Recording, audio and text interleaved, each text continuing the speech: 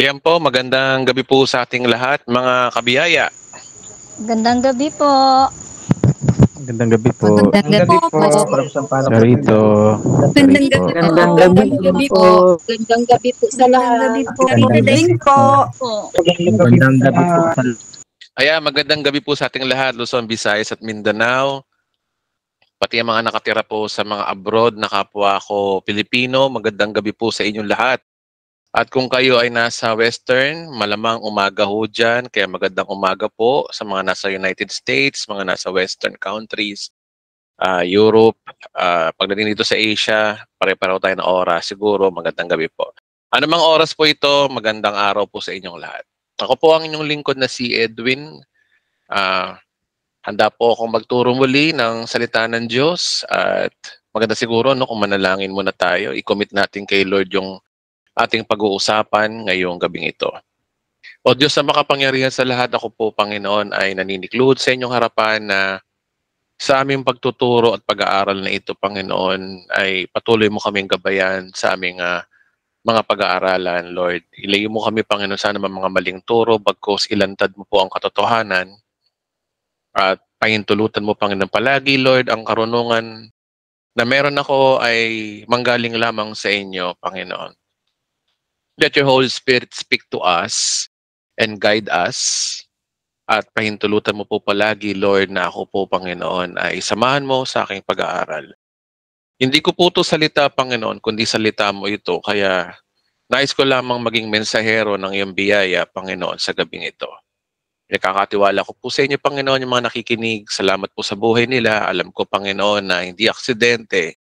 Hindi dinala mo sila, Panginoon, dito para turuan pa sila, Panginoon, ng mga bagay, Lord, na dapat nilang matutunan tungkol sa tinapos mo sa krusang Kalbaryo. Pawang katotohanan po nawa ang masabi ko, Panginoon, sa ngalan ni Jesus. Amen. Magpalakpak po sa Panginoon yung marunong pumalakpak sa icon. At kahit hindi man, kahit sa bahay nyo, kahit walang nakakarinig, kahit hindi ko naririnig, palakpakan nyo. Kasi para sa Lord yung palakpak na yan. Kasi alam nyo, wala ho tayo kasi mga music, no? So dito malaman sa palakpak, mapurihan natin ng Diyos sa gawain ito kasi I consider na ang online na ito ay gawain ng Diyos. Kaya nga lang, medyo high-tech na tayo kasi dati kailangan mo pumunta ng church, kailangan mo magbihis, kailangan mo maligo, kailangan mo mag-prepare, kumasos ng pamasahe, gasolina, etc. Pupunta sa church, etc. hanggang sa pag-uwi. Pero ito, one click lang, punta ka lang sa computer mo o sa cellphone mo, follow mo lang procedure ng pagpasok sa isang Google Meet, then boom, nandun ka na sa church. At ang gawaing ito ay tinataas ko ang gawa ni Kristo. Ang bida ho rito sa The Bride of Christ TV ay ang ating Panginoong Hesus lamang, yung tinapos niya. So, mga kapatid, no, nais ko lamang pong itapik sa inyo yung mga bagay na dapat maintindihan lahat kasi may mga naituro na tayo dati, lalo na ang tinatawag na dispensation, na ituro ko yan dati. Kaya nga lang, merong mga taong natuwa regarding dun sa katapusan ng mundo 8D, sinabi nila na nabago ang buhay nila, nanampalataya sila sa ating Panginoon. Pero ang turo naman talaga na ngayon ay, ang motibo ko dun ay ipahayag ang salita ng Diyos sa mga unbeliever at sa mga nasa perverted gospel. So yun po yung target po doon. Kaya nga lang, merong mga iba na hindi na natuwa. May mga nainis, at ang nakakalungkot, may mga bagong ngayon na inaakusahan nila ako, may nagsasabi na isa daw akong hyper-dispensationalist. Matagal na lang linggo na ako kung ganito. May mga message din ako natatanggap tungkol sa mga ganyan, comment. So mas better siguro kung ano yun natin, lilinawin ko lamang po dito na tungkol po kung ano po itong hyper-dispensationalist. At gusto ko lamang pong linisin ng aking pangangaral ng salita ng Diyos intentionally na hindi po ako hyper-dispensationalist. Kaya ito pong series na ito, part 1 pa lamang po ito, pinamagatan ko po na bakit ako hindi hyper-dispensationalist. Ngayon, Edwin, ano ba yung mga pinagsasabi mo? Anong hyper-dispensationalist? Ano ba yung dispensation na sinasabi? Tsaka pwede mong bigyan mo ng linaw nga sa amin. Ano ba yung dispensationalist o dispensation? Okay, so una sa lahat, dapat muna natin maintindihan na ano ba ibig sabihin ng dispensation. Okay? So ano ba ang pagkakaintindi natin sa dispensation? Ayon po kasi sa Google o sa kahit i-search nyo pa, pag sinabi pong dispensation, ito po ay pamamaraan kung saan isinasagawa ng Diyos ang kanyang mga layunin sa tao ang tinatawag na dispensation. O ibig sabihin, panahon, iba't ibang panahon, di ba? Para madali natin maintindihan, iba ang panahon ng panahon ng Kastila, iba ang panahon ng mga Amerikano, iba ang panahon ng mga Hapon, at bumalik ulit tayo sa panahon ng Amerikano, panahon ng independence natin bilang iisang gobyerno. So sino yung mga naging presidente?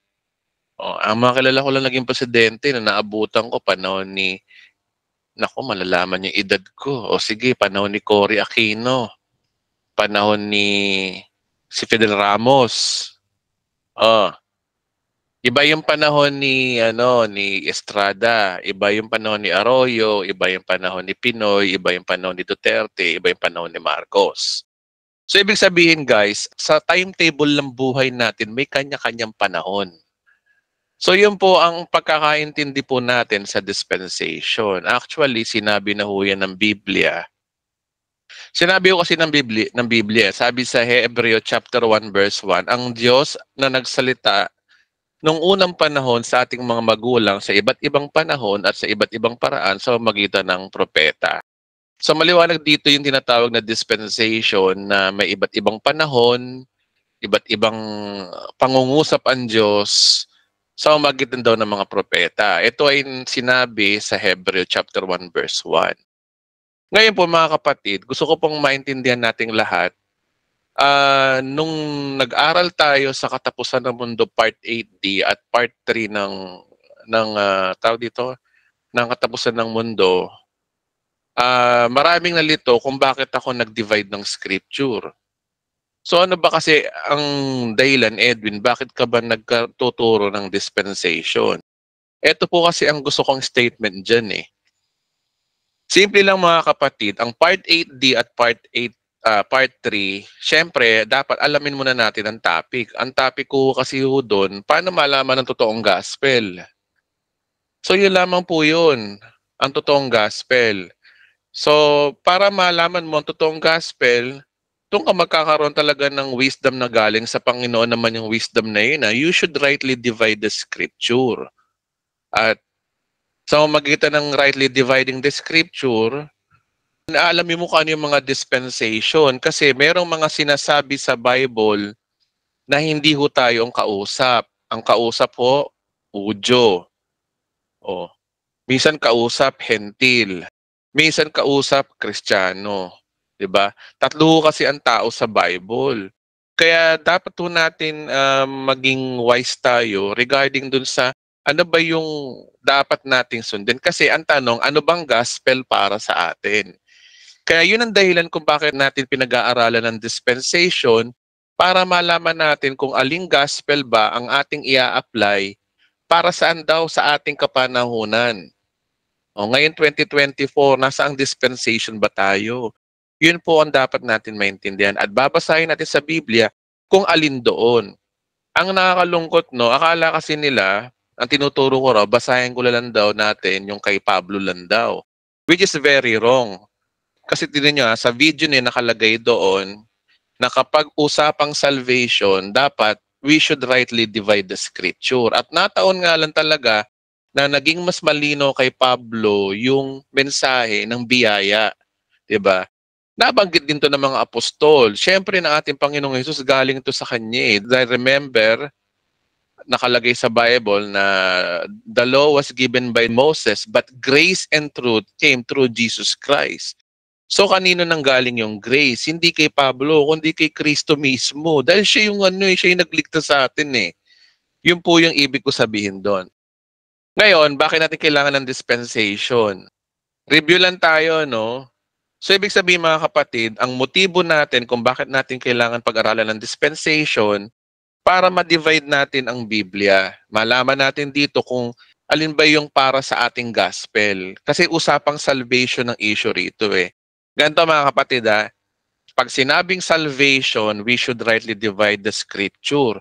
Pero pagdating sa doctrine, 'di ba? Pagdating sa mga bagay na dapat nating paniwalaan, syempre, doon tayo sa 66 books. Pag sinabi ng Diyos sa Old Testament na ang Diyos ay ginagalang niya yung ating binubukan ng bibig. Ginagalang ng Diyos yung ating mga sasabihin, mangyayari. Yun, sabi kasi sa Bible, sa Old Testament, kung ano sabihin mo, mangyayari sa'yo. Yun ay katangian ng Diyos. So, hindi mo pwedeng sabihin sa Hudyo lang yun. Siyempre, pinapakita doon yung ugali ng Diyos. Yun ay doktrina. That is a fundamental belief. Porque ba Hudyo ang kausap doon Old Testament hindi na natin paniniwalaan.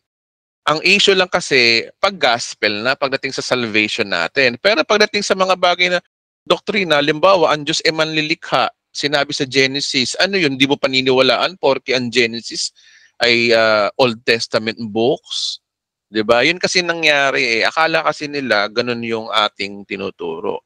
Well, so kung maintindihan nyo, ganito po ang dispensation. Review lang tayo, no? Para malaman mo yung gospel, kung paano ka maligtas, mag-divide tayo ng scripture. Sabi sa Galatians 3:23, merong dalawang dispensation. Ito nga yung bago ng pating ang panahon ng pananampalataya, tayo ikinulong ng kautusan hanggang ang pananampalatayang ito kay Kristo ay nahayag. Sino daw nagpahayag daw ng pananampalataya sa panahon ng dispensation ng faith? Si Kristo hindi si Pablo. Okay? Okay, so may dalawang dispensation, Old Testament age tsaka church age. Kaya nga dyan, after ng cross, church age, bago ang cross, nakulong daw ang mga Hudyo sa law. Okay? Ngayon, kaya natin dinidivide ang scripture kasi yung Bible napunta sa atin, buo na. Marami kasi mga pastor, binabasa ang Bible, hindi nila kinukonsider na may iba't ibang panahon yan. Ang gusto kasi nila mangyari, i-apply ang Old Testament, i-apply sa atin ang hindi naman pang atin. So yun ang purpose kung bakit natin kailangan malaman ng dispensation. For what sake? Kundi para malaman natin kung alin dito sa Bible yung para sa ating mga hentil na para tayo ay maligtas, di ba? So, ganun po yun kung alin yung gospel na para sa atin. Gospel lang ang issue rito sa dispensation. Hindi ho natin hinahati yung doktrina ng Bible. Okay? So, sabi dito, no, for the law was given by Moses, but grace and truth came through Jesus Christ. So, nagkakaroon tayo na ngayon ng idea sa Bible na may panahon pala ng law, panahon ng grace. At nung panahon nga ito, nagsimula kay Moses. So, kanino tinawag si Moses? Nung panahon na yun, kanino tinawag si Moses nung panahon na yun? Sa mga Hudyo, binigay yung law. Ano ba yung law? Kailangan mong sumunod sa kautusan para matuwa ang Diyos sa iyo, para pagpalain ka. Hindi ko lang ako sigurado kung para maligtas ka. Pero kasi, yun ang law sa mga Hudyo nung oras na yun. Hindi sa oras na ito, Nung oras lang na yun, bago dumating si Kristo, ang issue dito nung oras lang na yun. Hindi ko po sinasabi na hanggang ngayon ang mga Hudyo ay under the law pa. No. Ang Hudyo para maligtas sumunod sa law. Hindi ko sinasabing hanggang ngayon kailangan maligtas ang Hudyo sa law. Hindi po ganoon. Ngayon iba na sa panahon ngayon. Mapa-Hudyo, mapa-Hintil, ligtas na kapag tinanggap nila yung tinapos na gawa ni Kristo. Okay? So kaya ako tinuturo ang dispensation na regarding diyan para ipakita lang sa mga nanonood na ito yung panahon na yun. Noong panahon, nung una mga Hudyo under the law, ang kaligtasan sa kanila. Ngayon, Lucas chapter 16 verse 6, sabi dito, ang kautusan ni Moses at sinulat ng mga propeta ay may bisa hanggang sa pagdating ni Juan Tagabautismo. Buhat noon, ipinangaral ng magandang balita tungkol sa paghahari ng Diyos at ang lahat na ito ay nagpipilit na makapasok dito. Hindi po porke may nakita kayo na paghahari ng Diyos tumutukoy sa millennial kingdom. Hindi po, Malawak po ang ibig sabihin ng kingdom of God. May sinabi si Jesus Christ na ang kingdom of God ay yung kapag si Kristo ay naghari sa iyo, naghahari siya sa puso natin. Merong spiritual na meaning po yun. At meron talagang literal kingdom sa millennium. Hindi porke paghahari ng Diyos, millennium kingdom na yung tinutukoy po dito. Si John the Baptist, ang kauna-unahang nagturo ng Gospel of God's Kingdom na pinapangaral niya nung una sa mga Hudyo na sinasabi malapit na maghari ang Diyos, magsisi na kayo, magpabautismo, yun ang mensahe ho niya. Kailan to? Nung panahon na yon, hindi ngayon, noong panahon na yun pa lang, okay?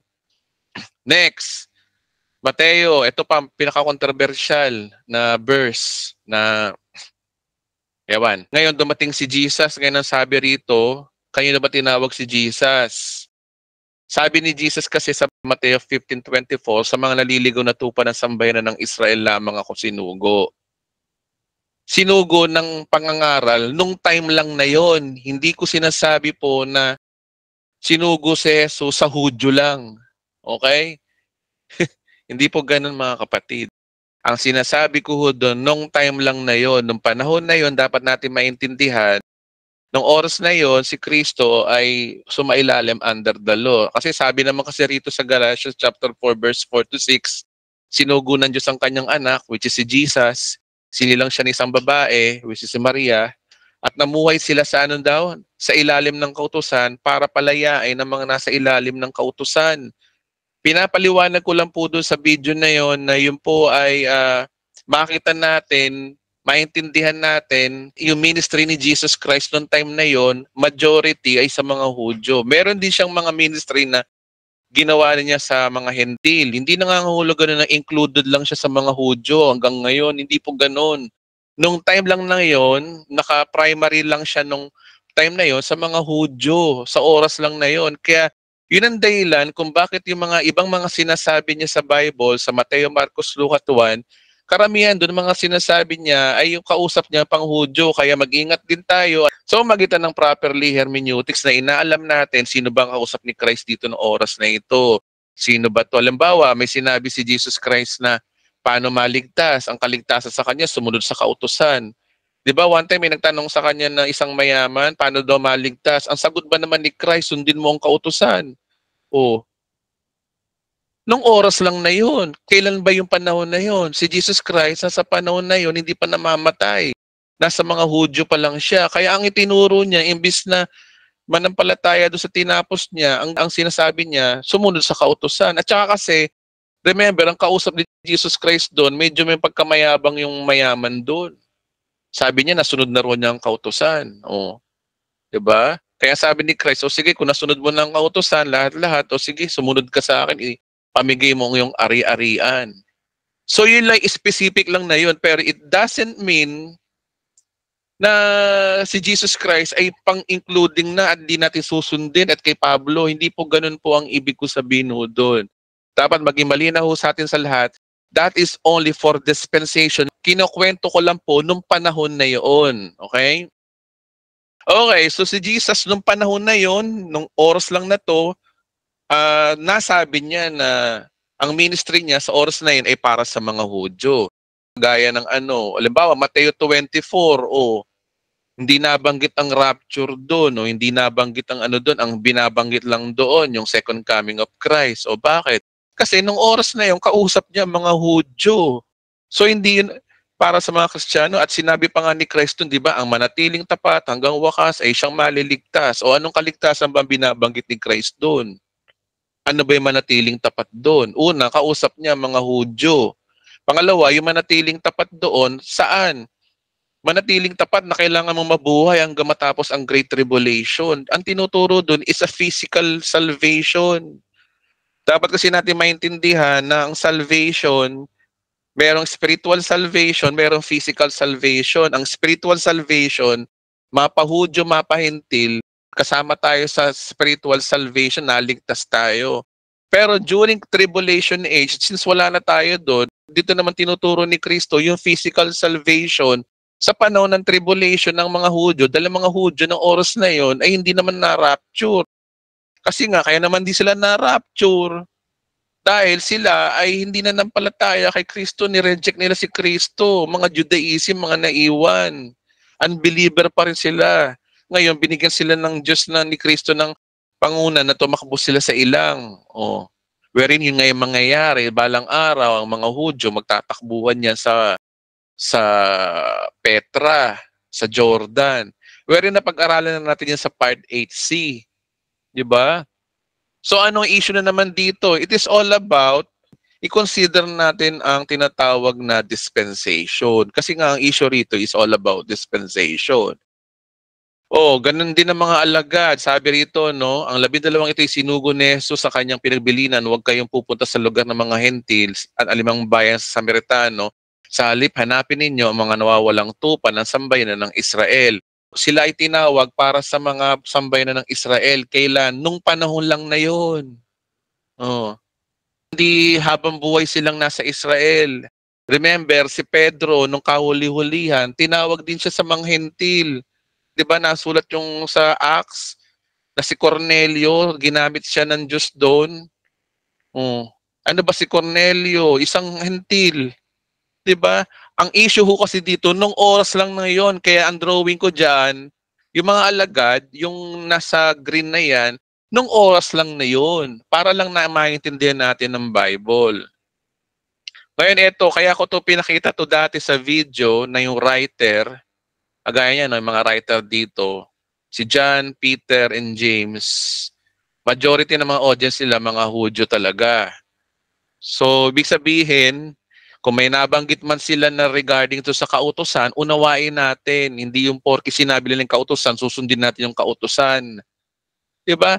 The point is, the reason why study dispensation para maintindihan natin yung pure na gospel. Diba? So, tinuturo pa rin ng mga alagad is all about Jesus Christ. Kaya nga lang kasi nauna muna silang nangaral sa mga Hudyo. Okay.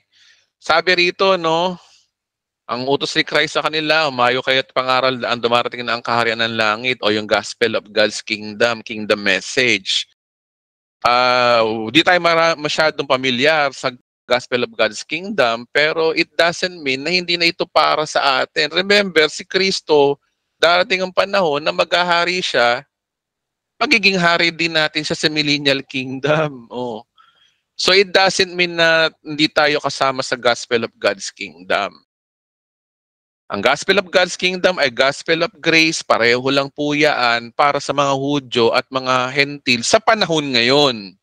Okay, sa panahon ngayon. Pero nung araw talaga merong dispensation to understand na yung mga nababasa natin sa Bible, i-consider natin na may kapanahunan po yan. Ngayon, nung dumating si Jesus Christ, namatay siya, ito na yung pumasok na yung bagong tipan. Diba? Sabi rito, no, uminom kayo ng lahat ng ito sapagkat ito ang aking dugo, pinagtitibay na ito ang bagong tipan. Pumasok na yung bagong tipan dito, yung Last Supper ni Christ. So namatay siya at nilibing, nabuhay na maguli hanggang sa panahon ni Apostol Pedro, mga unang Kristiyano. Ngayon, meron dito, no, sinong apostol ba na ang kanyang sinugo na connected sa kapatawaran ng kasalanan sa magitan tinapos na ni Kristo sa krus? Kasi yung sa Pentecost, nung si Pedro, nung unang nangaral, sinumbatan lang niya yung mga kapwa nila Hudyo na pinapatay niyo yung Kristo na dapat maghari. Oh, may nasabi siyang bautismo. Kasi nga, dapat natin maintindihan na unang pinangaral ang kaligtasan para sa mga Hudyo. Kaya ang approach ni Pedro doon is more on Jesus as a king na kailangan tanggapin nila bilang king, di ba? Ngayon, naging malinaw yung gospel of God's grace. Nataon lang talaga, guys. Nataon lang talaga na si Pablo ang tinawag ng Diyos. Again, inuulit ko, si Pablo tinawag lang ni Kristo. Ang mensaheng sabi ni Pablo ay hindi kaligtasan sa kanya, kundi kaligtasan kay Kristo. Si Paul ay sinugo lang, pero ang tagapagligtas ay si Kristo, hindi si Pablo. Nataon lang na nilibir sa kanya ni Kristo ang gospel of God's grace. Tapos ni-reveal din sa kanya yung rapture sa church sa huling araw. Ngayon, sa dispensation ng church age, naligtas na hindi lang mga Hudyo, kundi mga Hentil. Nagpasimula ang pangangaral sa mga Hentil, majority, ang kumilos dito ay si Pablo, pero kumilos din si Pedro.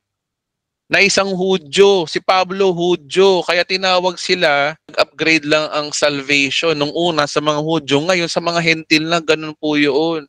Kaya sa panahon natin ngayon, bago mag-rapture, mapa-Hudyo ka, mapa-Hentil ka, ligtas ka, at doon papasok yung ikatlong tao, ito yung iglesia. Oh. Tandaan po natin, ang church is consist of Jews and Gentiles, kahit sino.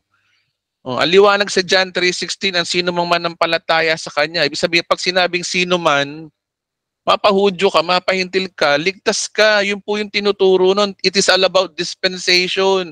Hindi ko po tinuturo na simula nung kay Pablo, doon lang po nagsimula ang church. No, nagsimula ang church kay Kristo.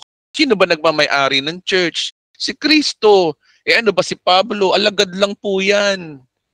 Katunayan nga yan, si Pablo, pinepersecute niya nga ang church eh. Diba? Tutuusin nga, kontrabida dati yan eh. Dahil sa biyaya ng Diyos, tinawag lang siya. Pero it doesn't mean na sa kanya nagsimula ang church. Okay. So again, anong big idea natin dito? Ang purpose kung bakit natin pinag-aaralan ng dispensation para malaman natin kung aling gospel ba ang ating i-apply sa ating kapanahunan. So sana po maging malinaw po sa atin, we study, we rightly divide the scripture para malaman lang natin kung ano yung gospel para sa atin. Hanggang dun lang po yun. Pero ang the whole Bible, yan ay sagrado, hindi 13 books lang, hindi yung sinulat ni Pablo, kundi lahat pong yan ay dapat natin panampalatayanan. Nataon nga lang kasi na inaamin ni Pablo na siya ay apostol ng mga Hentil. At nataon lang kasi na naging malinaw yung gospel of God's grace kay Apostol Pablo. Tsaka pangatlo guys, tingnan nyo yung katapusan ng mundo series na yon. Kasi nga, di ba laganap na yung tinatawag na mga perverted, kasi karamihan sa mga perverted gospel, hindi nila kinoconsider ang dispensation. Basta sila sinasabi nila, ayan ng Bible na to, lahat dapat sundin natin. Old Testament tsaka New Testament. Kaya ganun sila ng ganun eh. Kaya gumawa ako ng isang pag-aaral na dapat natin maintindihan, we divide the scripture. Ngayon, dito na tayo dadako. Simula pa lang tayo mga kapatid. So yan po ang tamang pag-aaral po ng dispensation. Okay? Again, ang purpose kung bakit natin pinag-aaralan ng dispensation para malaman natin kung aling gospel ba ang ating i-apply sa ating kapanahunan for the gospel's sakes. Pero it doesn't mean pagdating sa faith, kay Pablo lang yung babasahin natin. Kasi tinan mo lumalabas niyan, kung ang turo ko ay kay Pablo lang kayo makikinig, at gagawin natin doktrina yon, lumalabas niyan na John 3:16 na hindi atin sa mga Hudyo. Where hindi naman tinuturo yun eh. Biro mo, John 3:3, unless a man be born again, marami nagtuturo, yun daw sa mga Hudyo daw. Di ganun ang tinuturo ko. Ang born again is a doctrine na tinuro ni Kristo na maboborn again ka pala kung mananampalataya ka sa Kanya. Okay? Next slide, dito na tayo. Ang tanong, bakit ako hindi hyper-dispensationalist part 1? Pag sinabi pong hyper-dispensationalist, ibig sabihin extreme. Sila yung mga Kristiyano o yung mga nagsasabing nasa full grace daw. Kilala po itong mga mid-acts. Yung mid-acts na to, sila yung mga nagtuturo sa dispensation din. Halos kapareho ko rin na tinuturo mayroong division ng scripture. Kaya lang naging hyper dispensation o tinatawag na mas kilala tong mid-acts. Overly divide ang nangyari sa kanila eh. So maaari sabihin mo masyado ka naman makapag-judge, Edwin. Isa-isay natin, ano ba ang hyper dispensationalist? Ano ba ang hyper-dispensationalist? Gaya ng sinabi ko kanina, sila yung mga mid-acts gospel. They say na nasa full grace daw sila. Kaya nga lang nangyari, sumobra yung pag-divide ng scripture. Masyado nilang tinataas si Pablo. Okay, isa-isahin natin, no? Bakit ako hindi hyper-dispensationalist? Kasi ayon sa Mid-Acts, ang body of Christ daw ay mga Gentiles lamang. I-search nyo pa ang mga Mid-Acts na to, nagtuturo na ang body of Christ ay mga Gentiles lamang. Okay, totoo ba yun? Di basahin natin ng Bible. Meron tayong panapat na verse dyan. Ito'y nakasulat sa Colossus chapter 1 verse 18. Siguro basahin natin, no? 1:18. Sabi na nila, mga hentil lang daw ang church. Okay? Kaya nga lang, ang problema, kahit na hindi mo na kailangan ng Bible verse, mag-isip ka lang eh. Kung ang church ay hentil lang, hindi kasama mga Hudyo, ano ba si Pablo? Di ba? Ano si Pablo? Di ba Hudyo yun? O doon pa lang sablay na eh. Di ba? Sabi mo mga pang-hentil lang daw yung church. Ano si Pablo? Hudyo yun ah. Di dapat di siya kasama. Di ba? Doon pa lang sablay na. Ang linaw ng Bible eh. Ang sabi dito, Tagalogin ko lang. So ang context dito si Jesus Christ. Ano daw si Jesus Christ? Sabi dito, siya ang ulo ng iglesia na kanyang katawan. Siya ang pasimula. Siya ang panganay na anak, ang unang binuhay mula sa mga patay upang siya maging pangunahin sa lahat. Ang linaw dito na si Jesus Christ ang head of the church. So paano mangyayari na ang simula ng church ay kay Pablo? Okay? Sapagkat minarapat ng Diyos na ang buo niyang kalikasan ay manatili sa anak at sa magitan ng anak, niloob ng Diyos ang lahat ng bagay, maging langit at lupa, makipagkasundo sa Kanya, etc. etc. Basahin, alin yung verse na yun. Diba, ang problema, dinivide nila ang scripture, ginawa nilang doktrina yung kanilang pag-divide. Hindi kagaya ng ginagawa natin, kaya natin dinidivide ang scripture para maunawaan lang natin, hindi para maging doktrina natin na si Pablo na yung unang church. Diba? Yun ang pagkakaiba ko sa kanila. Ako kasi, ang ginagawa ko, to understand lang the scripture. Sa kanila, ginawa nilang doktrina. Kaya sila hyper-dispensationally. Kaya masasabi ko, hindi po kami ganon. Ang Bride of Christ po ay hindi po hyper-dispensationalist. Kasi ito paano, meron pa sinasabi na, sabi nila, i-research na ba ito Ito, ni-research ko to eh. Isa sa doktrina ng mga Mid-Acts ay yung dalawa daw yung body. Isa raw for the Jews, at isa raw ay para sa mga hentil. Tingnan nyo, halos pareho ng idea natin. Kaya nga lang, ang problema, ginawa nilang doktrina yung, yung kanilang rightly dividing, yung kanilang pag-check ng dispensations. Ginawa nilang doktrina sa atin, ginagawa lang nating reference for the sake na malaman natin ang gospel. Sa kanila, dinibdib nilang masyado. Ang nangyari noon, yung tinuturo ko na kapareho din nila na na si Kristo ay tinawag sa mga Hudyo. Yun ang kanilang ding reference eh. Si Kristo tinawag lang sa mga Hudyo eh. Si mga alagad sa mga Hudyo eh. Kaya yung mga sinasabi ni Jesus Christ, Old Testament hanggang Mateo, Marcos, Lucas at Juan, hindi daw atin.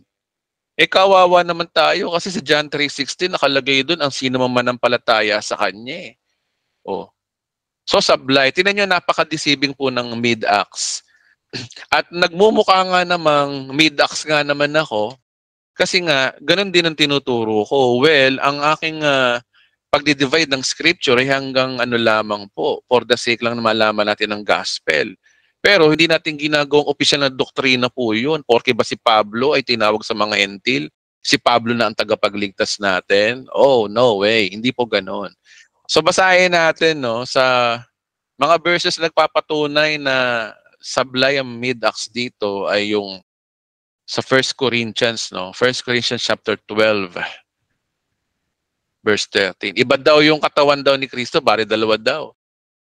Dalawa daw ang Christians. Isang pang ang Jews sa mga Hudyo. Yung ba sinasabi ng Bible? Basahin natin. Sabi rito, 1 Corinthians chapter 12, verse 13. Sabi dito, si Kristo ay tulad ng isang katawan na may maraming bahagi. kahit na binubuo ng iba't ibang bahagi, ito'y nanatiling iisang katawan. No? Verse din nila to marami daw bahagi si Kristo, katawan. Pero hindi nila binanggit to, no? Kahit na binubuo ng iba't ibang bahagi, ito ay nananatiling iisang katawan. Ano sinabi ng 13? Maging Hudyo o Hentil. Oh. Alipin man o malaya, tayong lahat ay binautismohan ng iisang espiritu upang maging isang katawan. Tayong lahat ay pinainom ng iisang espiritu. Iisa tayo, hindi tayo dalawa. Oh. Pero ang tinuturo nila, kahit i-research nyo pa, ito yung tinuturo nila may part 2 pa naman tayo. Next week, tatry kong pakita sa inyo yung, yung actual na nagtuturo ng mid-acts. Tinan nyo. Yun din ang tinuturo nila. Okay. Again guys, no, maging Hudyo o Hentil, alipin man o malaya, tayong lahat ay binautismohan. Kasi dapat kasi natin maintindihan sa New Testament, sa kalagitnaan ng Acts, na upgrade lang, nasama lang ang mga Hentil. Sabi ko nga sa inyo tayo mga Hentil ay saling pusa lang talaga. Nakasama tayo sa nabiyayaan ng kaligtasan na originally, nung una, sa mga Hudyo. Oh. Pero ang tinuturo ng mid-acts, mga Hentil lang daw. Yari na. Eto lang Ang katawan ay binubuo ng maraming bahagi at hindi ng iisang bahagi lamang. Oo, totoo nga yun. Pero tayo ay iisang espiritu.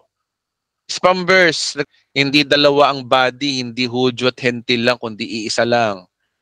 Ephesians chapter 2, verse 16.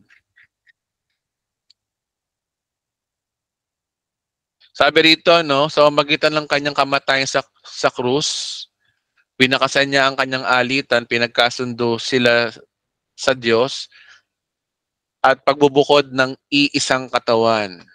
Di ba? 17, sabi rito, naparito nga si Kristo, pinangaral niya ang lahat ng magandang balita ng kapayapaan. Ano sabi dito, no? Sa inyong mga Hentil at sa inyong mga Hudyo.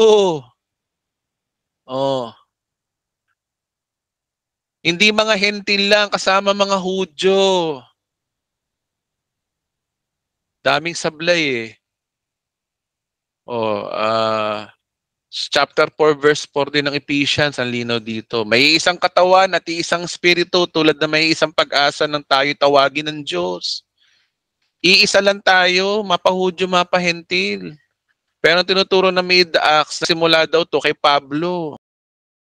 Kaya nga sabi ko nga sa inyo, sumobra yung kanilang, naging overly divide ang kanilang scripture. Colossians 3:15, basahin natin. Sabi dito na, paghariin ninyo sa inyong puso ang kapayapaang kaloob ni Kristo sapagkat iyan ang dahilan kung bakit kayo tinawag ng iisang katawan, magpasalamat kayo lagi. Okay? Sabi dito na iisang katawan. Isa pa na tinuturo din ng mga mid-acts, mag-ingat kayo dito, no. Sabi nila, ang mystery daw ay yung body of Christ, which is ito daw yung Gentiles. May binabanggit si Pablo about the mystery. Sa kanila, ayon sa mga mid-acts o hyper-dispensationalists, ang mystery daw ay yung body of Christ, ito daw ay yung Hentil. Yun daw ang misteryo doon. Si Pablo, alam naman natin siya yung huling apostol, di ba? Okay. Magkasundo tayo doon, si Pablo ang huling apostol. Wala na ibang apostol ngayon, si Pablo na. Okay. So, ayon sa mga mid-acts, since si Pablo ay unang tinawag daw sa iglesia, so yung mga kasunod noon, from Pablo hanggang sa panahon natin ngayon, mga Hentil, yun daw ang church. Pero kasi ang linaw dito, chronologically, ang Diyos daw ay naglagay daw saan daw? Sa iglesia. Nung una, mga apostol. O sino to mga apostol na to? Di yung 11 apostol, kasi nga nagpakamatay na nga tong si Judas ibig sabihin, kasama daw sa iglesia, yung una yung mga apostol. Paano mo sasabihin na ng panahon lang ni Pablo nagsimula ang iglesia? Nasabi rito nung una mga apostol. Ikalawa, yung mga propeta, at ikatlo, yung mga guro. Naglagay rin siya ng mga gumagawa ng mga himala, papagaling na may sakit, etc., etc. Hindi lahat ay apostol o propeta, guro. So tingnan nyo rito, no, nung una, apostol, ibig sabihin, yung mga apostol na binabanggit dito, mga kapatid, ito yung yung mga apostol ng panahon na yun. Sino ba yun? Sila Santiago, Juan, Pedro, di ba? O iba pang mga apostol. So paano mo sasabihin na nagsimula kay Pablo ang church samantalang nagsimula ito nung panahon pa ng mga apostol? So mali yung chronological order nila. Okay, Ephesians 2 verse 16, basahin din natin. Ephesians 2:16, so magitan ng kanyang kamatayan sa krus, winakasan niya ang kanilang alitan, pinagkasundo sila sa Diyos at nagbubuklod sa iisang katawan. Ang dami hong Bible verse na iisang katawan tayo. Paano nila sinasabi na ang church daw ay nahati, si Pablo sa mga Hentil, si Kristo sa mga Hudyo? Parang labo naman yata. Okay. Pangalawang points kung bakit hindi ako hyper-dispensationalist. Kasi ayon sa kanila, si Apostol Pablo daw yung unang miyembro ng katawan ni Kristo pala, sorry. Siya ang unang miyembro daw. Ang first member daw ng church ay si Pablo. Kahit i-research nyo pa, ang hyper-dispensationalist nagtuturo ng ganyan. Kaya nga lang kasi, may binabaga pong verse na to eh. Sinasabi nila eh. Tingnan nyo sabi sa Romans chapter 16 verse 7, ito ay part ng letter ni Pablo, na nangangamusta siya. Tingnan nyo, no, meron kayong makakita rito ng parang hint na, na hindi si Pablo ang unang Kristiyano eh. Sabi dito, no, ikamusta ninyo ako, mga kababayan kong sina Adronico at Junias, Julia, na nakasama ko sa bilangguan. Sila'y kilala ng mga apostol at naunang naging Kristiyano kaysa sa akin. Sabi niya, naunang naging Kristiyano. Sabihin, may Christianity na nung bago pa dumating si Pablo. Ano yung sinasabi mo na si Pablo ang unang Kristiyano? Ayan nga, na may naunang naging Kristiyano kaysa sa akin.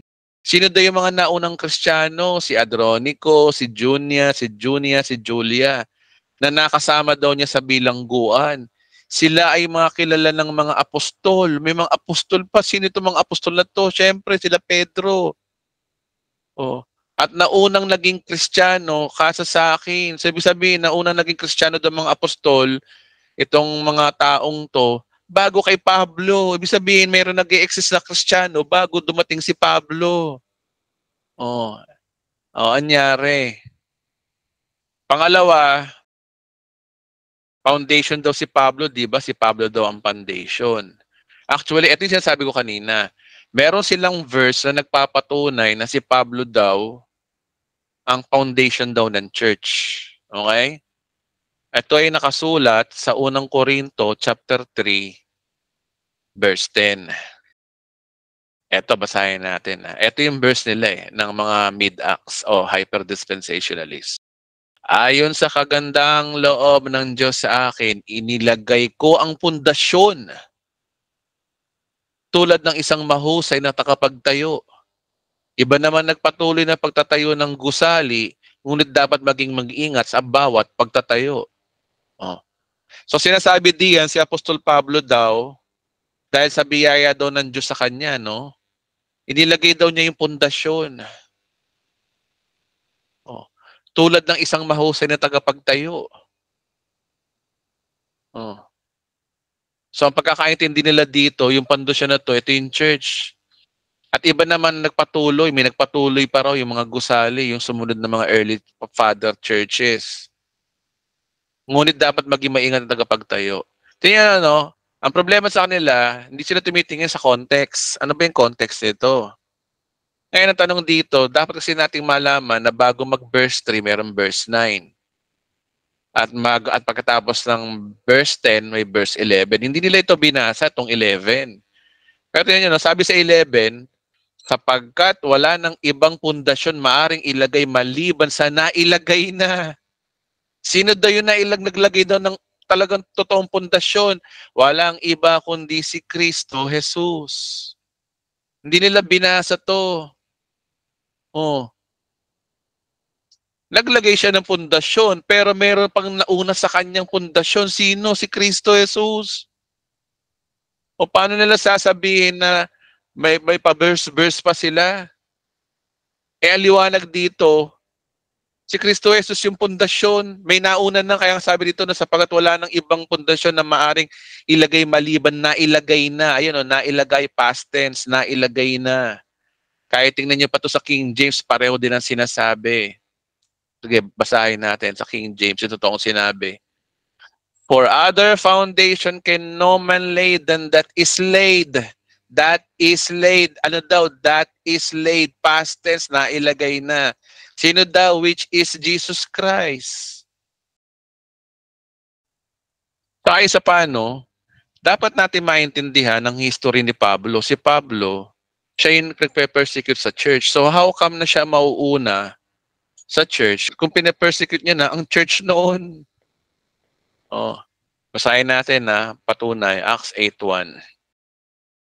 Sabi dito, nakasang-ayon si Saulo. Sino si Saulo? Pablo, ang pagpatay kay Esteban. Nung araw na iyon, nagsimula ang mahigpit na pag-uusig laban sa iglesia sa Jerusalem. Oh,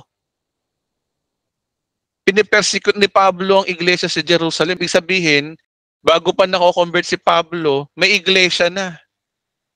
At maliban sa mga apostol, nandun yung mga apostol. Ang lahat ng sumasampalataya napunta sa iba't ibang lugar sa lupay ng Judea.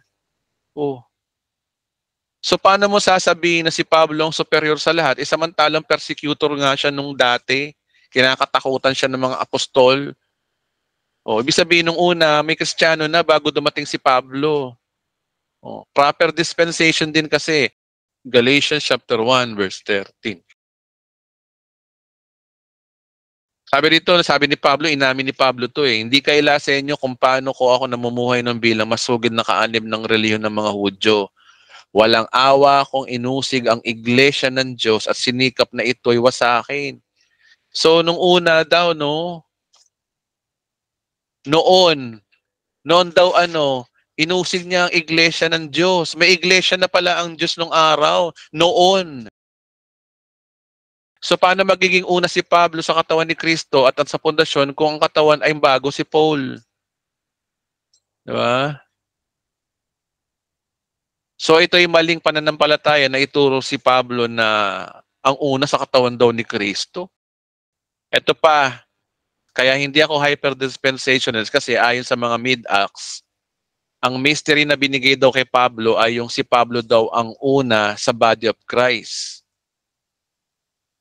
Kung napapansin nyo yung mystery na yun, na nauna raw si Pablo sa body of Christ. Tingnan natin yung sinasabi ng Bible. Ephesians 3 verse 1-6. Sabi rito na dahil akong si Pablo ang naging bilanggo para kay Kristo Jesus ng Panginoon, alang-alang sa inyong mga hentil. Marahil nabalitaan na ninyo na dahil sa kagandahang loob ng Diyos ay pinagkatiwalaan niya ako tungkulin sa para ito sa ikabubuti. Tulad na naisulat ko na, pinapayag sa akin ng Diyos ang kanyang hiwaga. At habang binabasa ninyo ito, malalaman ninyo kung anong pagkakaunawa ko sa hiwaga tungkol kay Kristo. Ito'y hindi pinaalam sa mga tao nung nakaraang panahon, ngunit inihag ngayon ng Diyos sa magitan ng Espiritu sa kanyang mga banal na apostol ng propeta. Ngayon, ano daw yung hiwaga na ito? Ano daw itong mystery? Ito ito ang lihim. Sa magitan ng magandang balita, ang mga hentil ay may bahagi rin sa pagpapala ng Diyos tulad ng mga Hudyo. Tingnan nyo nga yung context. Naisingit lang tayo mga hentil sa pagpapala ng Diyos tulad lang sa mga Hudyo. Kabilang din sila sa iisang katawan at may bahagi sa pangako ng Diyos dahil kay Kristo. Ibig sabihin, nahauna yung mga Hudyong maging Kristiyano. Bago mga hentil, hindi hentil lang. Ang lihim daw, ang mystery daw, si Pablo daw yung head ng nagsimula daw sa kanyang Christianity. Linaw-linaw dito na salim-pusalan tayo mga hentil. So, magitan ng magandang balita, ang mga hentil ay may bahagi rin sa pagpapala ng Diyos tulad ng mga Hudyo, kabilang din sila. Pag sinabing din, may existed na. Sino? Yung mga Hudyo. Na daw, na bahagi ng pagpapala ng Diyos. Naunang mga Hudyo bago tayo na maging Kristiyano. At may bahagi sa pangako ng Diyos dahil kanino daw? Iisa lang daw ang reason dahil kay Kristo. Ayan o, dahil kay Kristo. Sino bida? Si Kristo. Oh. Sinabi ni Kristo na yung mga hentil ay pareho ng tagapagmana ng kaligtasan. Hudyo na ligtas dahil sa body of Christ ay nagsimula na kay Kristo. Ngayon, speaking of salvation, no, basahin natin to. No? Ito usapang salvation. Salvation ang issue rito. Sabi rito, no, sapagkat sa kagandahang loob ng Diyos kayo naligtas sa magitan ng pananampalataya. So ibig sabihin, ang biyaya daw dito ay naligtas daw tayo, imbis sa works, sa faith tayo naligtas. Dahil si Kristo na yung gumawa, kaya hindi na works, kundi by faith. At ang kaligtasang ito ay kaloob. Regalo daw po yung kaligtasan, hindi sa magitan ng ating sarili. Walang ambag yung sarili natin dito para maligtas.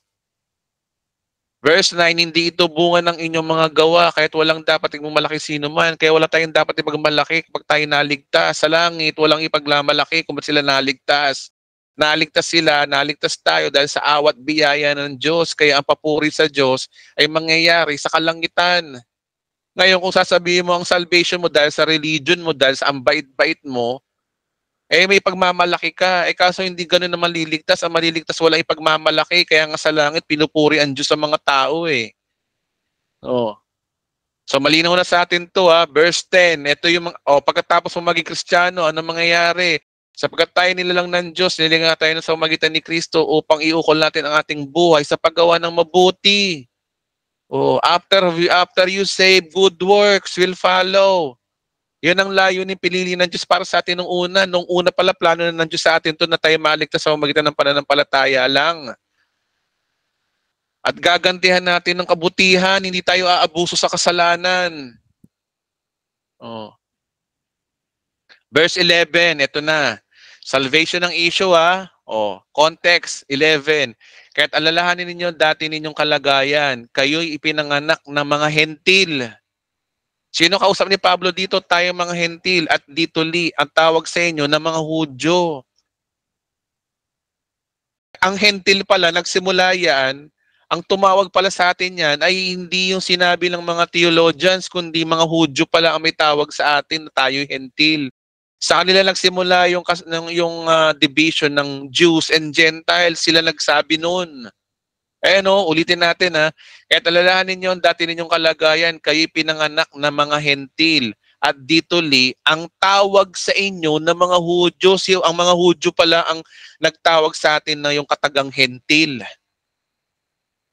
Iba nagtatalo dyan ayos sa Webster Dictionary, ayos sa encyclopedia, gantong hentil, gantong Hudyo Dapat Pilipinas ang mga hentil, mga Hudyo, mga Pilipino. Ayun yung mga Operian, pasok. Mga pinagsasabi ng mga Operian na to. Wala daw Hudyo, hentil. Dapat kasi natin maintindihan yung sinasabi ng Bible. Ayon sa Bible, ang may tawag sa ating mga hentil, mga Hudyo. Ayun yung verse na yun, Ephesians 2:11. Kayo'y pinanganak ng mga hentil at dito ang tawag sa inyo ng mga Hudyo. Ang Hudyo pala ang nagbansag sa ating hentil. Isabihin, hindi tuli. Kasi sa kanila, mahalaga ang pagtutuli sa kanila. Ang mga Hudyo naman ay tinatawag na mga tuli dahil ginagawa nila ito sa kanilang katawan. Bakit? Ayon sa kanilang kautusan, under the law sila. Malaking bahagi sa kanila yung kailangan magpatuli dahil sila ay under the law. Verse 12, nung panahon na yun, hiwalay kayo kay Kristo, hindi kabilang sa bayang Israel. Tingnan niyo yung reference pag hiwalay kay Kristo, ibig sabihin, hindi ka bilang sa bayang Israel, hindi ka taka-taka kasi si Kristo ay Hudyo.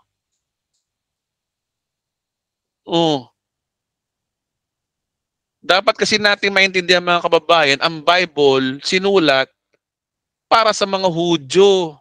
Sinulat ng mga Hudyo. Kaya dapat natin maintindihan ang kaisipan ng Hudyo, kultura ng mga Hudyo.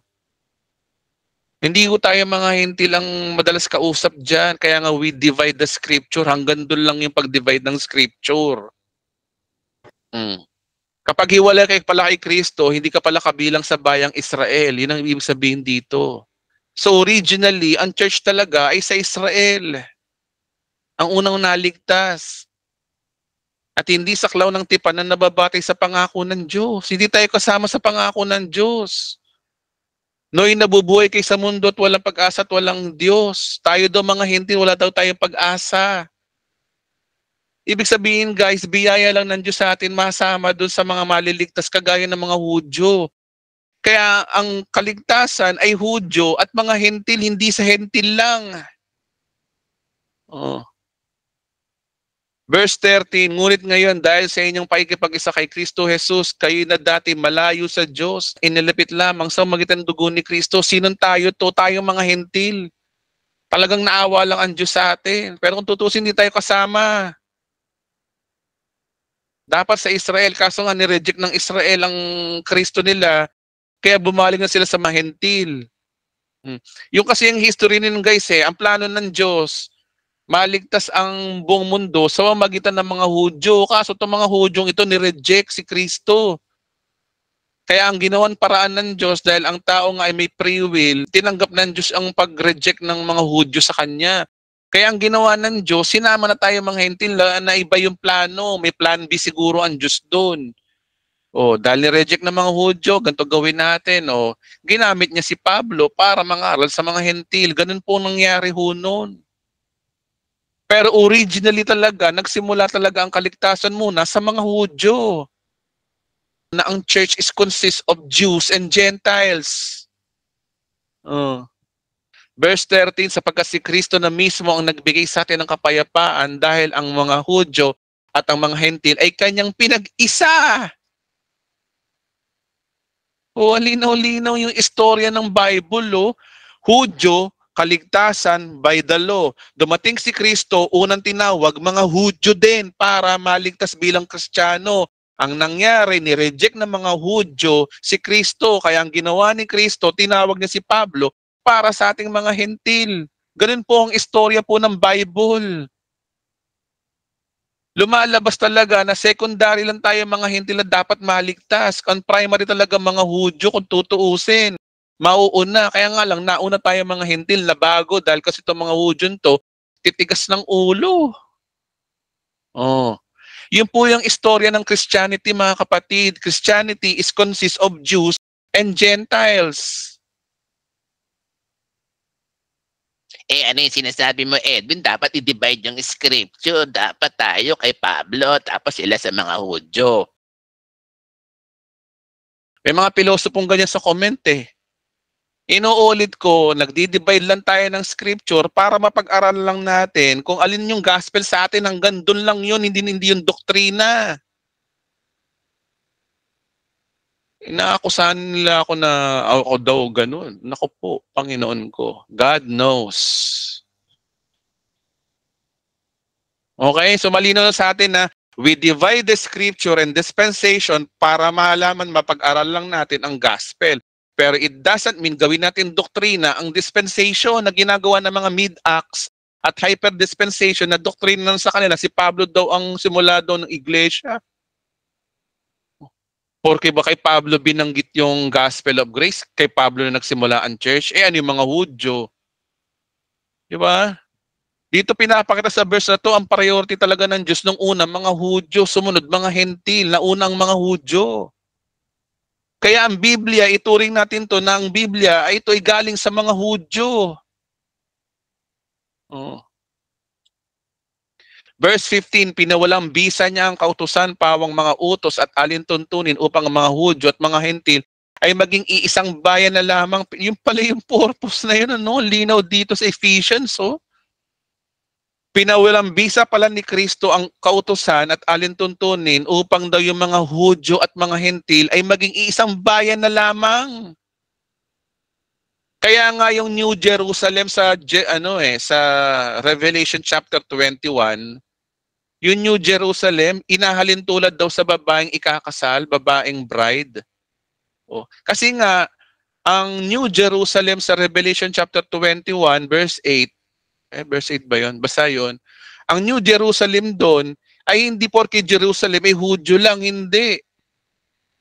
Ang binabanggit ni Juan doon, ay yung mamamayan doon sa City of Jerusalem. Sino ba yung mamamayan sa City of Jerusalem? Mga Kristiyano. Ano ba yung mga Kristiyano? Hentil at saka mga Hudyo.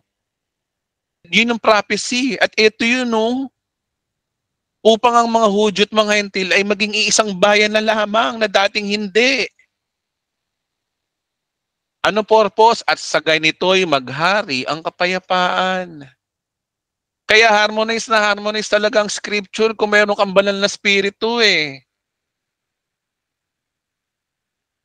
Hindi mo ma-harmonize ang Bible kung hindi ka hingi ng talino na mula sa Diyos.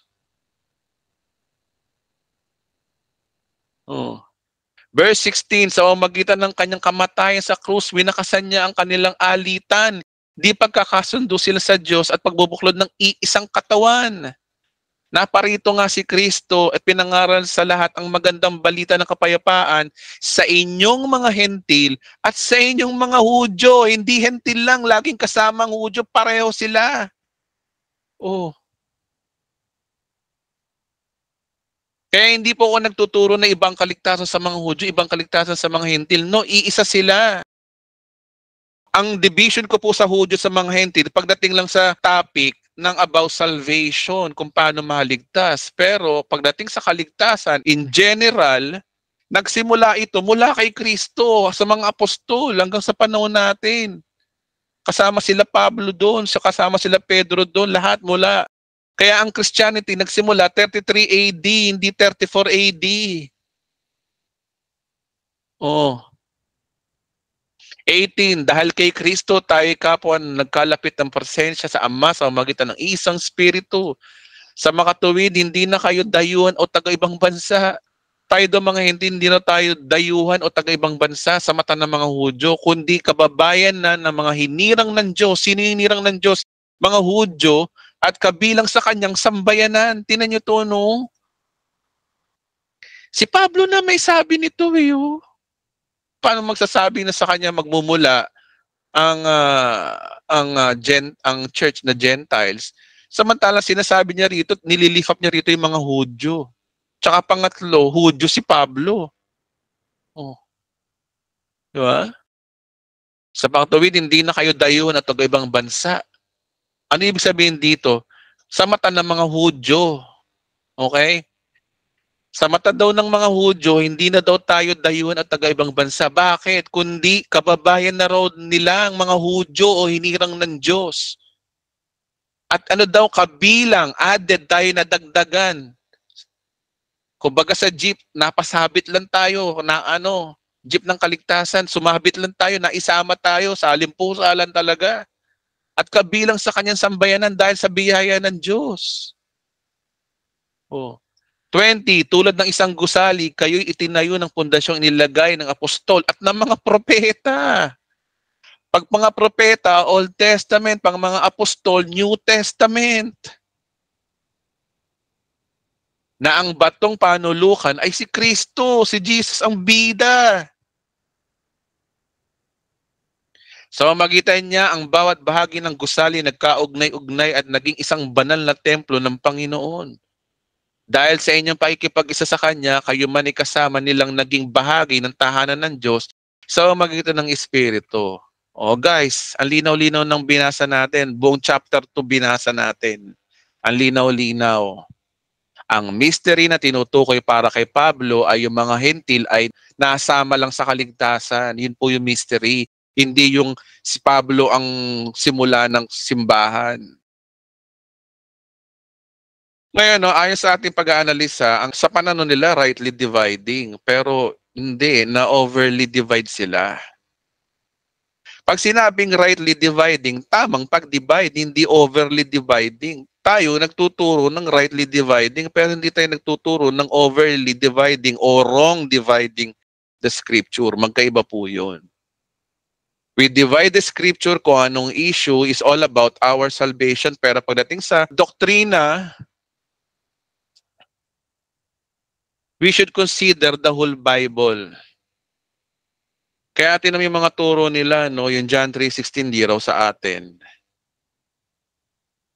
Yung John 3:3 na born again, hindi sa atin. Ang born again daw sa mga Hudyo. Search nyo, yun ang turo nila.